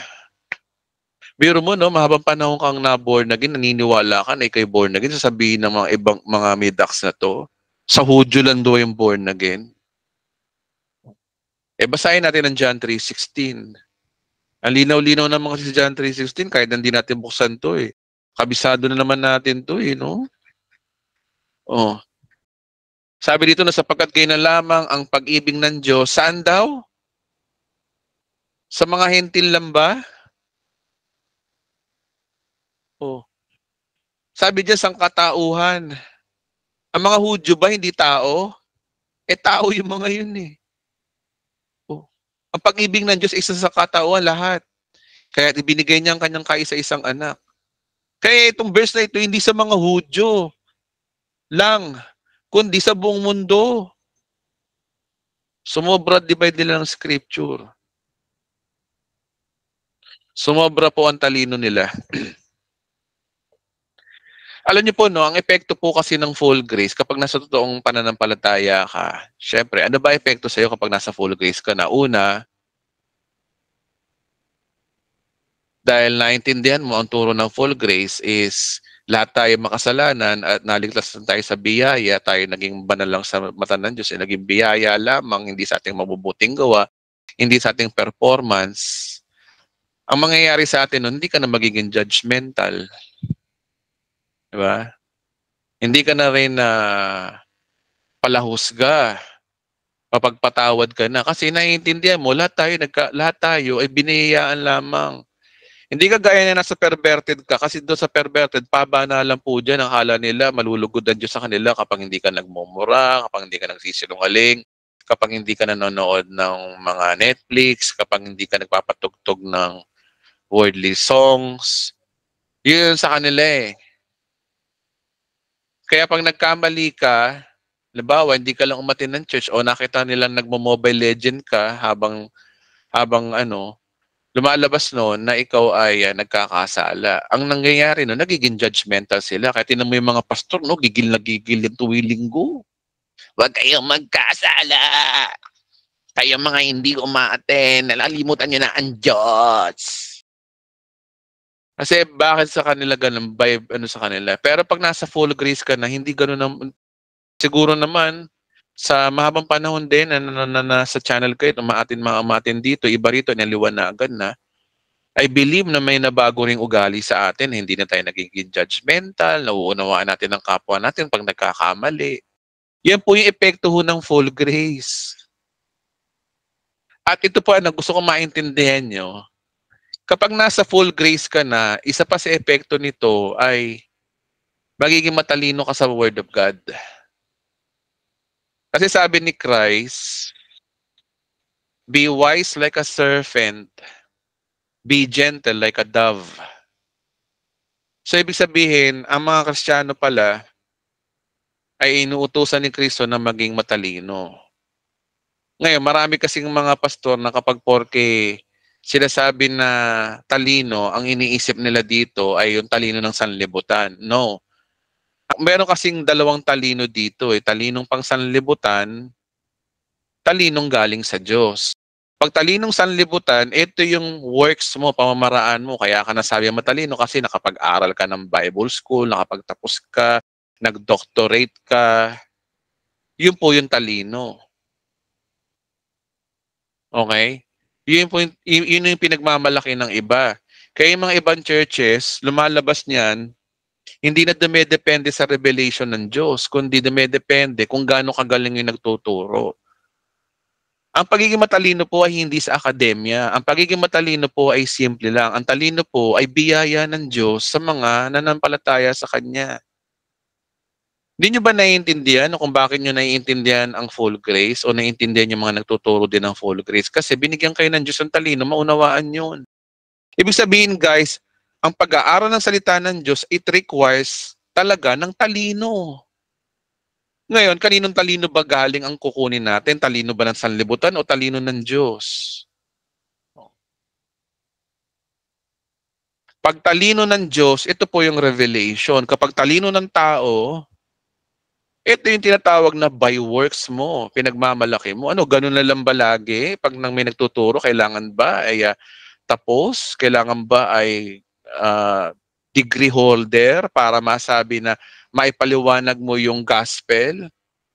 Tandaan po natin, ang gospel po ay hindi po yan dunong ng tao. Ito po ay dunong ng Diyos. Kaya ang rightly dividing the scripture ay isang matalinong pag-aaral ng salita ng Diyos. Ang talinong ito ay galing sa Diyos. Kaya kung napapansin nyo, no, we divide the scripture sa mga diagram natin. Hindi naman galing sa akin yung galing sa Diyos yun. Wisdom yun ng banal na Espiritu sa atin para maraming maligtas, maunawaan mabuti. Especially doon sa mga may mga gift of teaching. That is a gift. Hindi po yan dunong, hindi po yan galing. Bigyan ko kayo ng halimbawa, no? Na ang talino ay i-require sa mga ngaral. Bigyan ko kayo ng halimbawa. Acts chapter 4, verse 13. Sabi rito, no, ito ay istorya ng comment ng mga Pariseo o mga taga-Sanhedrin tungkol kay Pablo at kay Juan. Sabi rito, no, nagtataka ang buong Sanhedrin sa katapangan pinakita ni na Pedro at Juan. Lalo nang malaman nilang ang mga ito ay karaniwang tao lamang, ang mga ito at hindi nakapag-aral. Naalaman din nilang ito ay dating kasamahan ni Jesus. So nagtataka yung mga taga-Sanhedrin, ba't ang tali-talino nila Pedro? Ganong hindi naman sila nakapag-aral, karaniwang tao lang. O ngayon, anong talino ba yun? Galing ba yun sa dunong? Hindi, galing sa Diyos. So ang talinong sinasabi ko rito ay galing sa Diyos. Ayun yung tinatawag na revelation. Revelation comes from God. Ang gospel of grace, maiintindihan mo yan to the revelations of God sa talino ng galing sa Diyos. Okay? Gusto ko malinaw. Kaya ang rightly dividing the scripture ay isang matalinong pag-aaral na galing sa Diyos. At paano ba nagpe-penetrate ang karunungang ito? Kasi ayon sa John chapter 14, verse 26, ito po yung sinasabi eh. Sabi kasi ni Kristo, ito yung mangyayari sa mga Kristiyano eh. Ngunit ang tagapagtanggol, ito yung banal na Espiritu, no? Ang Espiritu Santo, yun nga, sinabi na nga, ay isusugo ng Ama sa pangalan ko. Ang siyang magtuturo sa inyo ng lahat ng bagay at magpapaalala ng lahat ng sinasabi ko sa inyo. Ibig sabihin mga kapatid, yung mga nangangaral ng totoong gospel at nananampalataya ako na isa na ako doon, yung dunong na meron ako ay hindi galing to sa aking effort, kundi ito'y galing sa tulong ng banal na Espiritu. Remember, nagpray tayo kanina, di ba? Lord, guide me. Lord, sabihin mo po sa akin yung nais mong sabihin. Yung mga mensahero ng biyaya, galing po yan sa Diyos. So, ang point ko rito, wala po kaming pagmamalaki. Dapat kasi natin maintindihan na ang gospel of grace, ang pagiging full grace, ay hindi yan nakukuha sa galing. At isa sa biyaya ng Diyos dito, yung binigyan tayo ng karunungan. Dunong po yun. Kaya ang karunungan ng Diyos dito ay yung tinatawag na revelations comes from God.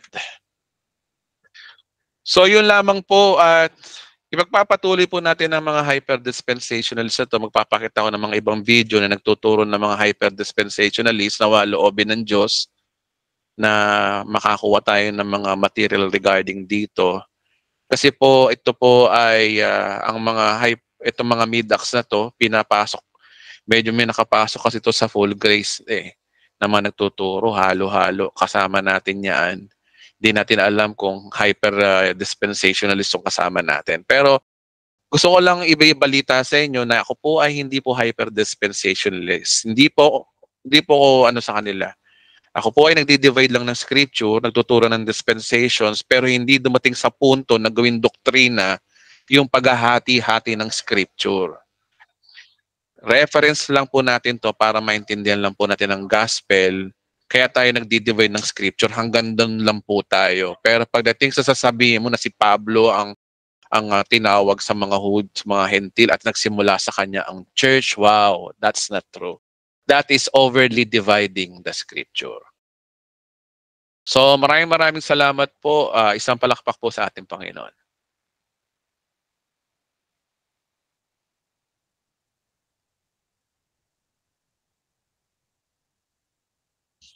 Okay. So, sige. Kahit paano, mag-open tayo ng isang mga tanong. Kung may tanong kayo, go ahead po. Pwede na po kayo magtanong. Good evening po. Hi, good evening po, Sir Gab. Gandang gabi po, kapatid. Actually, ako rin, Pastor, kauntingan lang. Ako rin, minsan, naiintindihan ko na rin yung dispensation. Kasi, muntik na rin ako maniwala din sa mid-ax. Dahil sa mga social media. Ang dami niyan. Parang halos scammer na, parang tingin ko sa kanila, scammer eh. Ngayon, natutunan ko na rin doon sa Pastors Academy pa lang, natutunan ko na rin nung nakaraang Nasa Friday. Matino. Saan kayo maatin ng Pastors Academy? Sa EMI? EMI Center po. Saan po? Sa Valenzuela? Opo.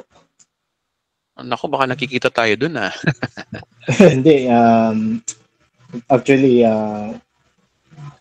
tao dito. Siyempre, that time nun, hindi ko na, ayoko rin naman na, parang timing ng, pag nakakita ko kayo, pasasalaman ko lang kayo. Pero, lang naman. For the meantime, opo. Kasi, ang ginagawa ko kasi pagka, parang parang nadidusan ko yung mga, kung ano yung mga hindi biblical or yung mga nakapost doon. Muntik na ako maniwala doon. May something mali sa mid-ax saka sa hyper-dispensationalism. Buti nabanggit ni Bishop Eminem. Pero ang tatanong ko lang siguro, para wala nga may tanong eh. Sige po, tanong lang po. Okay lang po.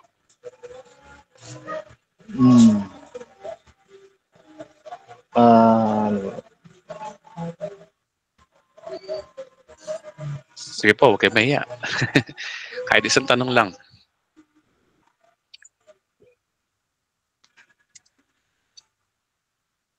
Tawag dito,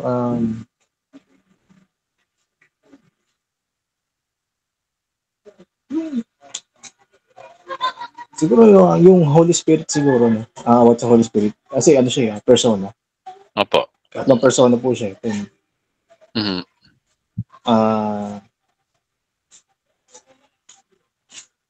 So ano tanong niyo po sa Banal na ano ba magiging distinguish kung yun ay madidistinguish kung yun ay gawa ng Banal na Espiritu kapag, di ba, nag-meditate ka, nagbabasa ka ng verses. Paano malalaman na patnubay ka naman, puspos ka naman ng Espiritu? Kasi marami kasing mga na-exclaim ng mga Christian sa buong mundo. Sila daw Christian, pero parang hindi mo malaman kung yun ba ay gawa ng Banal na Espiritu sa Christian talaga, o paano ba ma-distinguish yun para maiwasan yung pag-husga? Opo. So, alam niyo po, ang Banal na Espiritu, since na born again ka, sabi kasi rito na sa Ephesians chapter 1 verse 13, sumamanalaya kay Kristo kaya't pinagkaloob na sa inyo ang Espiritu Santo, na pinangako ng Diyos bilang tatak sa pagkahirang sa inyo. Ibig sabihin, once na ikaw ay na-born again, yung Holy Spirit, nananahan na sa iyo yun. O, hindi mo lang halata, o kaya hindi ka lang pero siya yung nagko-convict sa atin, nagpapaalala sa atin ng salita ng Diyos. Kasi ang banal na spirito po, nagpapaalala po siya ng salita ng Diyos. Ngayon, kung naaalala po natin minsan ng salita ng Diyos, halimbawa, meron tayong mga sitwasyon, may magko-quote tayo ng verse na out of nowhere, biglang tinaalala, banal na spirito po yun. So, tagapagturo siya, yun po ang purpose po noon. Ngayon, bukod doon, ang manifestation ng banal na spirito sa atin ay, yun nga, ipaliwanag lang sa atin ang salita ng Diyos. Kapag naiintindihan mo ang salita ng Diyos, ibig sabihin ng buhay ng spirito mo. Kasi karamihan sa mga hindi pa naboborn again, kahit anong basa nila ng Bible, hindi nila maintindihan ng Bible. Totoo lang. May magpaliwanag man, hindi rin nila maintindihan. O kaya may magpapaliwanag, tinatamad sila makinig. Kasi bakit? Patay pa sila. Ang totoong naborn again, uhaw talaga sa salita ng Diyos in the first place. Kasi curiosity, naborn again ka na. So, ayun na, kahit na hindi ka na tag dito na takutin na umatin ng simbahan, kusa ka na umaatin ng church, kusa ka nagbabasa ng Bible, etc. Lahat ng yun ay kusala lang. Yun, kapatid. So, hindi ka dapat ma-confuse doon na hanggang doon lang po yung ministry ng Banal na Espiritu sa atin na tayo ay paalalahanan po ng salita ng Diyos at maintindihan po natin ang salita ng Diyos. Yun po yung nagpapatunay na nasa iyo ang Banal na Espiritu Santo, kapatid. Oh. Bali, ano po, meron din ako na-share na kaibigan ko na regarding sa gospel. Kasi minishare rin ako ng gospel sa kanya. Ano naman, isang tao lang naman yung na-share sa taga sa amin din. Sinamahan ko siya sa prayer ng acceptance. Tawag dito, pastor, mas okay rin ba yun na, na i-follow up din siya? Tumanggap na siya na nakapag-decide na siya sa Panginoon. Through the gospel na po. Kasi nga po, kapatid, kung ano man po yung desisyon natin, desisyon nyo po siya yung follow up, magtatagumpay po kayo ng kapatid. Kasi ano yun kaya ka nagkakaroon ng desire ng ganyan, conviction na rin sa'yo ng Banal na Espiritu yun na i-follow up. Tandaan niyo po mga kapatid, ang conviction of the Holy Spirit, kailangan sumasang-ayon doon sa salita ng Diyos. Ngayon, kapag kung ano man yung papapasok sa isip natin, we should use our discernment. Ito ba ay human spirit? Ito ba ay Holy Spirit? Conviction of the Holy Spirit? O ito ba ay, syempre, galing sa demonyo? Usually, pag galing sa demonyo, ito po ay contradict sa Bible. Basta contradict sa Bible, galing sa demonyo. Pero pag yung idea ay tungkol sa sarili mo, emotion mo lang, espiritu mo yun. Ikaw lang nag-isip nun. Pero pag ang nagpapasok sa isip mo ay pawang kabutihan, at biblical ang conviction sa iyo, nasa Bible naman, etc., harmonize sa sinasabi ng gospel, that is the Holy Spirit. Ngayon, dahil sa sinasabi mo, natanong mo kung ka-follow up mo yun, syempre, galing sa Banal na Spirit po yun kasi nga, nais ng Diyos na makakilala yung mga taong dapat i-share natin ang salita ng Diyos. Ang linaw-linaw naman kasi sinabi ni Jesus Christ na we should go ye therefore and make disciple, make them, teach them. Malinaw naman ko kasi doon Kaya yung plano mong yan, galing sa Banal na Espiritu ho yan, syempre. Last na pastor. Sige po. Ako lang ba na mag-aral ako sa academic. Parang siyempre parang naiingit kasi ako na parang gusto ko lang magkaroon pa ng malawak na knowledge.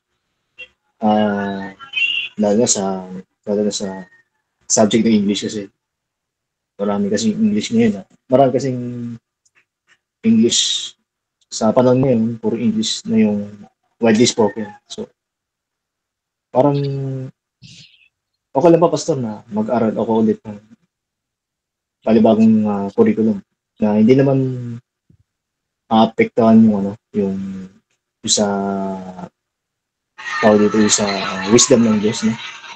Tama ba?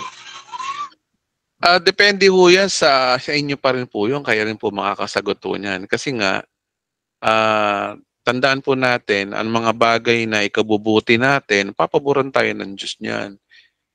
Kasi desisyon mo yan eh. Desisyon mo mag-aral o ano ikakatwira mo sa Diyos. Gusto mo lang matuto. Hindi, wala lang masama ron. So, hindi, papaboran ka ng Diyos doon. Ang problema lang kasi sa atin minsan magdedesisyon tayo sa buhay natin, pero hindi natin tinatapos yung desisyon natin. Bawa, nag-desisyon ako ngayon, mag-aaral ako, pero nung time na mag-aaral ka na, bigla ka ng tatama rin, ihinto mo. Doon nagkakaproblema. Kaya nga, make it sure na before we decide something about in our life, make it sure na kaya nating tapusin, panindigan yun. Kasi biro mo, nag-desisyon ka, sinang-ayunan ka ng Diyos, tapos bandang uli, susuko ka. Yun lang naman na magiging problema mo dyan, Brad. Pero doon sa desisyon mo mag-aral, wala ho yun. Hindi ka papaboran ka ng Diyos doon. Ang tanongin mo lang dyan yung sarili mo, kaya mo ba? Kaya ba ng oras mo? Kaya ba ng financial mo? Kaya ba ng lahat? Basta kaya mo ba? Ikaw mismo tanongin mo. Pag ikaw ay go ka at kaya mong panindigan, ang Diyos ay go din. Magtatagumpay ka dyan, kapatid. Remember, may pabor na tayo ng Diyos. Ang nanampalataya kay Kristo ay may pabor na ng Diyos. Ang linaw noon, Ephesians 1:6, di ba? We are charito, pinaboran tayo. Nasa atin ang pabor ng Diyos, magtatagumpay tayo. Ito ay kung tayo ay desidido ba talaga sa desisyon natin. Ganun lang po yung kapatid ang masasabi natin doon. Pastor, maraming salamat. Okay. Medyo nakakaya yung tanong, pero sinabi ko rin kagad. Sinabi ko na rin. Kahit di naman hindi naman related sa ano. Okay lang yun. Salamat, Pastor. Magkakapatid tayo sa Panginoon, kapatid. Okay lang yun. Walang problema doon. Tsaka hindi ka naman namin nakikita. Okay lang yun, Pastor. Tsaka pangatlo, mga kapatid, huwag kayong mahiya dito sa atin, no? Dito sa mga umatin po sa atin. Kung personal man ang tanong nyo, wala yun. Damay-damay na lang tayo. Damay natin. Pag meron po nagpapa-counsel dito, damay natin kapatid natin. Kasi merong oras kasi, di ba, may tatanong sa akin, hindi related sa Bible, kundi sa personal nilang buhay. Hayaan lang natin sila. Makisimpatya tayo sa kapatid natin. Remember, ang utos ni Kristo sa atin, magmahalan tayo bilang magkakapatid. Yun yung utos. Bukod dun, wala na. Wala na nga tayong kautusan kundi magmahalan lang tayo. So, isa sa pagmamahal natin sa kapatiran natin, unawain natin. Tsaka mga kapatid, ito lang may papayo ko sa inyo. Iwasan na ho natin, magbago na ho tayo. Huwag tayo makisaayon sa sanlibutan na kapag sa Facebook, nagiging trash talker. Naku po.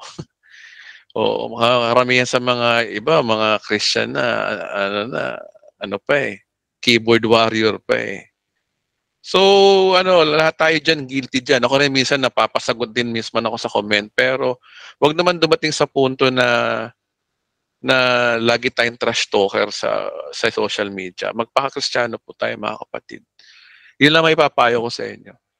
At maganda niyan kung mag-comment man tayo at against tayo doon sa sinasabi, in the right way, wag naman yung mumurahin mo yung lalaitin mo yung tao. So, di ba? So, pwede naman yun. Pero kung maaari, wag na. Ang comment section po sa Facebook, wala ho tayong laban dyan debate lang po mangyayari dyan. Sa tingin mo ba, magpapatalo ba yung nagko-comment? At syempre, ikaw din naman, di ka rin magpapatalo. So, walang mangyayari. 'Di ba? Walang patutunguhan, away lang, 'di ba? Kasi nga po, social media, napaka-toxic ng environment diyan. Walang patutunguhan. Maganda siguro, hindi diyan ang tamang oras para turuan mo yung kapatid mo na nagkakamali. Kasi nagkakahiyaan lang ho diyan Kaya maganda siguro, mga kapatid, natin gayahin yung mga iba diyan na kaya ako, ginagawa ko pag actually mga kapatid, ang ginagawa ko talaga, pag halimbawang, papapansin nyo to, no? Pag may nagko-comment na against sa akin, binubura ko lang talaga. Minsan nga, binablock ko yung mga yan Mga kapatid, nagbablock ako ng Sa mga tao, pag halimbawa nakita ko doon sa comment section, nagiging toxic na siya. Binubura ko lang, binablock ko lang. Kaya mga kapatid, nagbablock talaga ako sa Facebook. Kaya maganda siguro mga kapatid, pag halimbawa mga kapatid po natin ay kapwa din naman natin kapatid, kapwa naman natin pag may nagsasalita, respect na lang po siguro. Pwede naman tayo mag-comment basta with respect, with love, di ba? O, huwag naman natin sabihin na, ikaw, bobo ka, gano'n. Yeah. Tatrash to ka. Yeah. So, yun lang po mga kapatid, no? Sa mga nakikinig sa YouTube, mga kapatid, ang totoong Kristiyano po ay hindi po trash talker. We should respect one another. Nakakalungkot, minsan nga, pastor, trash talker pa no? Ikipag-debate pa, parang di Kristiyano So, din yan din malalaman yung ugali natin, mga kapatid. Kaya, iwas na lang. Maganda yung walang kaaway. Maganda yung wala tayong hayaan natin sila kasi nga, kung bulag man ng bulag, umaaki sa kapwa bulag, hayaan mo, baka nakatakda talaga sila maging bulag. Ang mahalaga tayo, mga kapatid, mahal natin sa buhay, maligtas, yun lamang po. Pero yung ibang tao, natin pilitin na sila ay maligtas ko sa katigasan ng ulo nila. Meron din gagamitin sa kanila, hindi laging tayo lahat ang gagamitin. Okay, so 9:46 p.m., patuloy tayo sa pagtatanong. Babae naman.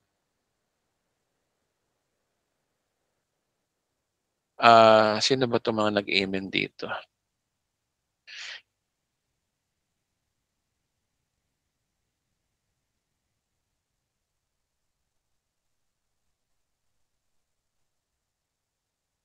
Si Marie Sena. Marie, pwede ka magtanong. Ay, good evening po. Pastor. Hello. Hello. Ay, good evening din po sa lahat ng mga kapatid natin na nakikinig. Opo. Pastor, yung yung gusto ko lang po kasing malinawan po doon sa yung transition po ba yung preaching po ng gospel po. Kasi di ba marami kasi nagtatanong na paano daw po dumami yung church sa panahon natin ngayon. Ang iba po kasi nagki-claim na sila daw po yung yung mga ginamit na yung nagkaroon ng transition sa panahon natin ngayon. Gusto ko pong malinawan is yung po yung I think Matthew 28 po, yung sabi na go to the world, baptizing in the name of the Father, of the Son, of the Holy Spirit. Kasi kung by context po, kasi di ba po na-mention niyo po dati na ang kausap po doon ni mga apostol. So, medyo naguluhan lang po ako, Pastor. Paki-explain lang po. Salamat. Basta Mateo 28:19. Sige, balikan natin rematch tayo dyan, rematch. Sabi Rico dito, alam niyo ito, mga Philippine, ewan ko ba, mga gumagawa lang ng libro, may Great Commission. Wala pong Great Commission ng Bible. Wala naman sa Bible yan ang paniwala natin yung nakalagay sa mga verses, pero yung mga pamagat na to sa mga Bible na may Great Commission daw, wala akong ganun. Wala akong, tahimik po ang Bible regarding kung ano yung Great Commission. So sabi rito,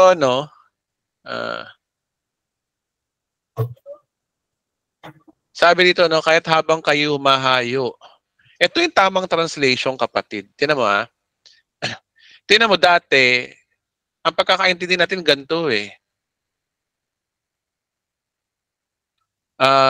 therefore go and make disciple. Dito pa lang sa therefore go, may mali. Tingnan natin to sa King James. Go ye therefore. Okay? So, tingnan natin to sa ito ay naka-aorist tense. Ito ay yung grammar ho dito ay accordingly So tama yung translation na to, na habang kayo ay humahayo. Ibig sabihin, humahayo na kayo nito. Hindi nag-uutos si Kristo dito. Ibig sabihin, tama to habang kayo humahayo. Tama tong translation ng Tagalog na to, RTPB. Gawin ninyong alagad ko ang mga tao sa lahat ng bansa. Si Jesus Christ, kausap niya na dito sila yung 12 disciples, di ba? So literally, hindi naman pwedeng sila yung mapupunta sa iba't ibang bansa, kundi pasimulan yun, di ba? Bautismohan niyo sila sa ngalan ng Ama, ng Anak, ng Espiritu Santo. Ngayon, ang bautismo dito, hindi naman kasi malino kasi nga, ang bautismo, remembers, sa panahon ni Jesus Christ, ang bautismo ay baptism of the Holy Spirit. Ang bautismo sa tubig, nangyari lang po yan sa mga Hudyo. Okay? Pero sa whole Christianity, mapa-Hudyo man o mapa-Hentil, ang bautismo sa atin ay baptism of the Holy Spirit, which is nangyayari naman ho ito sa panahon natin ngayon.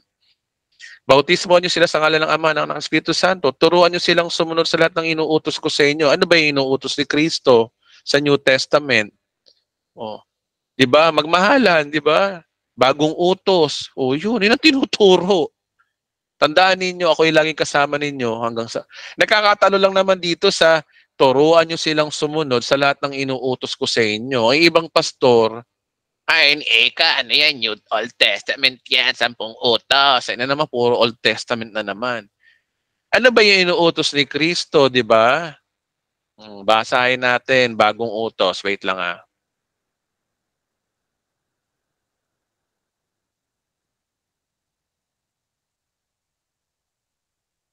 Sabi sa John chapter 13, ito yung utos ni Kristo eh. John chapter 13, sorry po. So, since doctrinal to, hahanap tayo sa ibang verses. John chapter 13, verse 34. Yata yun, kung di ako nagkakamali. Isang bagong utos ang binibigay ko sa inyo ngayon. Mag-ibigan ko kayo. Paano kayo iniibig? Gayon din naman. Kung kayo mag-iibigan, makikilala ng lahat na kayo mga alagad ko o connected do sa pagiging alagad. Ang pagiging alagad pala, yung nagmamahalan yung magkakapatid. Oh. Di ba sabi sa Matthew 28, di ba kagaya na binasa natin kanina. Oh. Gawin ninyong alagad ko ang mga tao. So yun yung pasisito yung pagiging alagad. Turuan niya silang sumunod sa utos ko. Yung utos dito, tsaka yung alagad dito, ay konektado doon sa bagong utos ni Kristo. Kahit habang kayo mahayo, gawin ninyong alagad ko ang mga tao sa lahat ng bansa. Bautismohan niyo sila. Ibig sabihin, born again sila. Sa ngalan ng Ama at Anak ng Espiritu Santo. Turuan niyo silang sumunod sa mga lahat ng inuutos ko sa inyo. Ano ba yung mga inuutos ni Kristo? Doon tayo sa sinasabi mismo niya. Ito nga, yung bagong utos. Mag-ibigan kayo. That's it. Alam niyo, madaling makisama, madaling maging mabuting tao kung marunong ka umibig sa tao eh. Di ba? Kung mahal mo ang kapatid mo, hindi ka sinungaling. Kung mahal mo ang kapatid mo, hindi mo siya chichismis. Kung mahal mo ang kapatid mo, hindi ka trash talker sa Facebook. Kung mahal mo ang kapatid mo, hindi ka backbiter. Kung mahal mo ang kapatid mo, susuportahan mo siya, hindi ka crab mentality. Yun po ibig sabihin ng love. Understanding ka, hindi ka judgmental. Yun, kasama na lahat yun.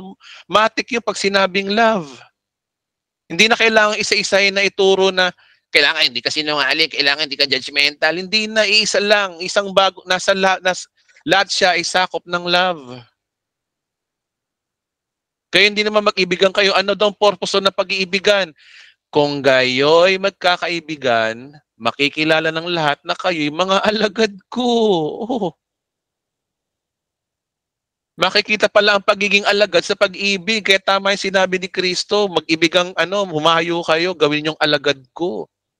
Para maging alagad, sundin yung utos. Ano ba yung utos? Mag-ibigan para daw makilala na lahat kayo mga alagad ko. Ganun. Ganun umiikot ang verse. That's why we harmonize the scripture, kapatid. Yan po yung tamang sinasabi ho ng Mateo 28. Kaya yan applicable sa mga Hudyo at sa mga Hentil. Ngayon, totoong kausap dyan ni Jesus Christ, mga Hudyo. Totoo yun. Pero it doesn't mean na ito ay inclusive lang sa kanila. No. That is doctrine. That is doctrine. Walang dapat malaman natin yung sinasabi ni Christ, ito ba ay doctrine o ito ba ay regarding sa salvation? Isa lang naman yung sinabi ni Christ sa salvation nung nandito siya sa lupa, kausap mga Hudyo Sumunod sa kautusan, dun lang yun. Yun, dapat unawain natin yun. Nasa panahon pa siya ng dispensation ng law, ang mga Hudyo. Kaya niya nasabi ng na nasa salvation ng kautusan. Ay, nasa kautusan ng salvation. Miss Parisina, Ay, yes po, okay na po, Pastor. Pero may isa pa po akong tanong. Sige po. Recap lang din po ito, yung kung mga kaluluwa po nasa, sa Revelation po, yung nasa, nasa dambana po ng gusto ko lang pong malinawan kung yung po ba ay mga, let's say, yung mga Christian po o yung church, kasi may nagsasabi kasi na mga persecuted Christians daw yun o yung church mismo during the 7 years of tribulation daw po. Okay, ganito po yung kapatid, no? Pag ni-rapture po tayo, lahat ng Kristiyano nasa langit. Hindi natin alam kung saan part ng langit yon. Maraming lugar ang langit, kapatid. Maraming lugar. Kung dito sa lupa, maraming lugar din ang langit. Lalo na't langit yon, malawak yon. Malawak ang universe. So, ibig sabihin, doon dinala yung mga Kristiyano. Hindi siya iisang place lang, kundi basically, ang ayon sa Bible, sabi kasi 'di ba ni Jesus Christ, sa bayan ng aking ama dadaling maraming solid, dadaling ko kayo doon o maraming mansyon, sabi ganoon. Dadaling ko kayo doon para so sa rapture dadaling tayo sa bayan ng kanyang ama. At maliwanag sa Revelation ng bayan ng kanyang ama ay yung New Jerusalem. Maliwanag po 'yun doon So, ibig sabihin, ibang place to ng heaven, ito yung pinaka-throne of God, bahay ng Diyos mismo, bahay ng Ama. Pero yung tribulational saints na nasa ilalim ng dambana, iba yun. Langit pa rin yun, pero nandun yung kaluluwa lang nila. Hindi sila glorified body, kaluluwa lang sila. Sa madaling salita, sila yung mga tribulation saints na namatay during tribulation age. Ganito yan mga kapatid, no?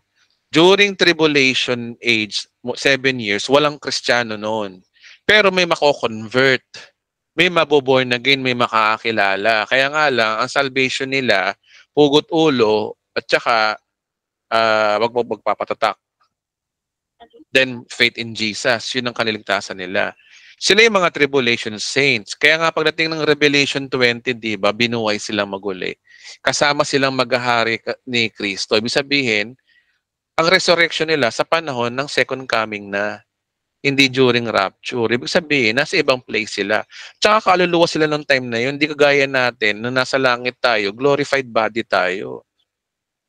Kaya ang mga Kristiyano sa langit, na glorified body ay nasa bahay ng Ama ni Kristo o ng Diyos Ama, nasa New Jerusalem. Yung mga mga Kristiyano naman nasa Revelation chapter 16 ba yun nakalagay? Nasa altar kasi maliwanag doon altar Hindi naman hindi naman throne of God yun Nandun lang sila. Kasi sila ay kaluluwa, sila ay bubuhayin pagdating ng second coming of Christ. So ganun po ang tinuturo ng Bible, kapatid. Yes po, Pastor, kasi may nagtuturo din po kasi sa isa kakilala din po namin since kasi siya medyo may edad na siya, so parang kami na mag-correct sa kanya kasi nga po sasabihin po niya na baguhan lang daw kami, tapos ganun daw yung mga pinagsasabi namin. So para hindi naman yung parang para wala na lang gulo, umiiwas na lang kami sa kanya. Although alam naman namin na hindi nga, kasi hindi nga din po siya naniniwala na mayroong 1,000 millennial reign si Jesus Christ. So, ayun na lang po. Parang parang yung mga nakikinig lang din sa kanya, umuoo na lang din. Kasi nakakalungkot. And ang ginawa pa po niya, gumawa po siya ng sarili niyang yung chart, tapos parang pinisinta po niya sa western scholar. Sabi niya kasi ipipresenta daw niya yung kanyang gawa. So parang ako po yung nakadama ng hiya kasi po sa amin pa lang po parang hindi na po pasado. Ang ginawa po niya, nagpilit po siya. Tapos nung nakita po namin siya doon, yung sinabihan lang siya na mali yung yung kanyang pag-aaral na ginawa. Pero although nagkaroon naman sila na parang hanga sila sa determination niya na gumawa ng ganun. Pero mali talaga kasi nung tinanong siya na nasaan daw yung millennial reign ni Jesus Christ, hindi po siya makasagot. Ayun po, Pastor. Try mong sharean siya ng na lang, kahit na sablay siya sa eschatology, kahit sharean mo lang about bigyan mo siya ng chance na ma-sharean about gospel, baka doon man lamang. Kasi tandaan niyo po, yung eschatology na yan, minor lang yan. Wag lang tayo magkakamali talaga regarding sa salvation. Napaka-fatal po ng salvation kasi yan po ang ating eternal destiny. So, kapatid, may papayo ko lang sa iyo. Kung may desire ka sa kanya na turuan pa siya, kahit yung sa salvation na lang siguro, try mo na lang. Ngayon, pag hindi, wala tayong magagawa. Ayun na nga, Pastor, kasi hindi din po siya naniniwala. So, hindi siya naniniwala na ligtas na. Hindi po siya naniniwala na ligtas na siya. Sabi niya kailangan din talagang gumawa kasi nga ganito ganyan. Tapos ano pa ba 'yon, yung hindi rin siya naniniwala sa once saved always saved at saka sa faith alone. Yun po yung mahirap. Pagpasa Diyos mo na lang siya, kapatid. Hayaan mo na. Hayaan mo na lang. Nasa kami na ng Diyos yung kaligtasan niya diyan. Kasi 'di ba pag alam niyo yung mga bagay na nakatakda, kung nakatakda talaga siya na kasi remember, nakakita na ng Diyos ang dulo ng buhay natin. Alam na ng Diyos kung sino sa Kanya. Ngayon tayo, hindi natin alam kung sino sa Diyos kasi tao tayo. Consider lang natin siya na, sige, hayala lang natin ang Diyos doon.